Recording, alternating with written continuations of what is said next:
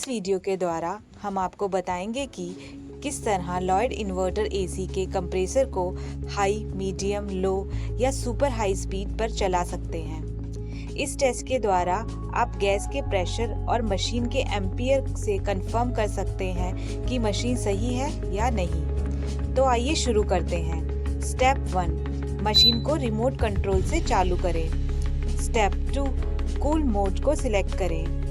Step 3, अब remote में turbo and mode के बटन को एक साथ दबाए रखना है जब तक रिमोट पर RE लिखा ना आ जाए।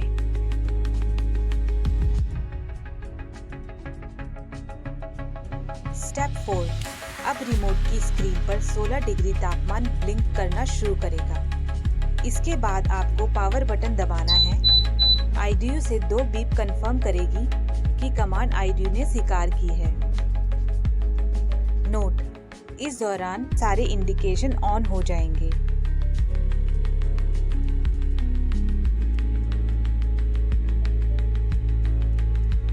सोलह डिग्री पर कंप्रेसर 100% की क्षमता पर चलेगा और इस दौरान आप मशीन के रनिंग एम्पेयर को रेटेड एम्पेयर से मैच करें।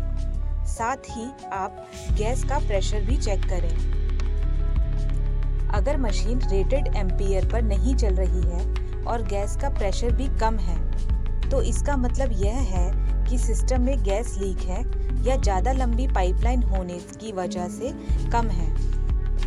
नोट: कंप्रेसर RPM और एम्पियर को अपने रेटेड फ्रीक्वेंसी पर चलने के लिए 5 से 6 मिनट के लिए इंतज़ार करें। स्टेप 5, कंप्रेसर को मीडियम स्पीड पर चलाने के लिए रिमोट से 17 डिग्री टेम्परेचर सिलेक्ट करें और इसके बाद आपको पावर बटन दबाना है और IDU से 2 बीप कंफर्म करेगी कि IDU ने कमांड स्वीकार की है।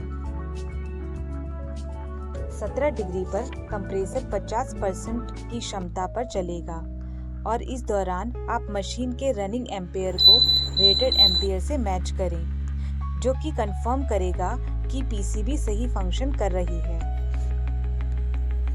नोट: कंप्रेसर RPM और एम्पियर को अपने रेटेड फ्रीक्वेंसी पर चलने के लिए 5 से 6 मिनट के लिए इंतज़ार करें। स्टेप 6, कंप्रेसर को मिनिमम स्पीड पर चलाने के लिए रिमोट से 18 डिग्री टेम्परेचर सिलेक्ट करें। इसके बाद आपको पावर बटन दबाना है और IDU से 2 बीप कंफर्म करेगी कि कमांड IDU ने स्वीकार की है। नोट: कंप्रेसर RPM और एम्पियर को अपने रेटेड फ्रीक्वेंसी पर चलने के लिए 5 से 6 मिनट के लिए इंतज़ार करें।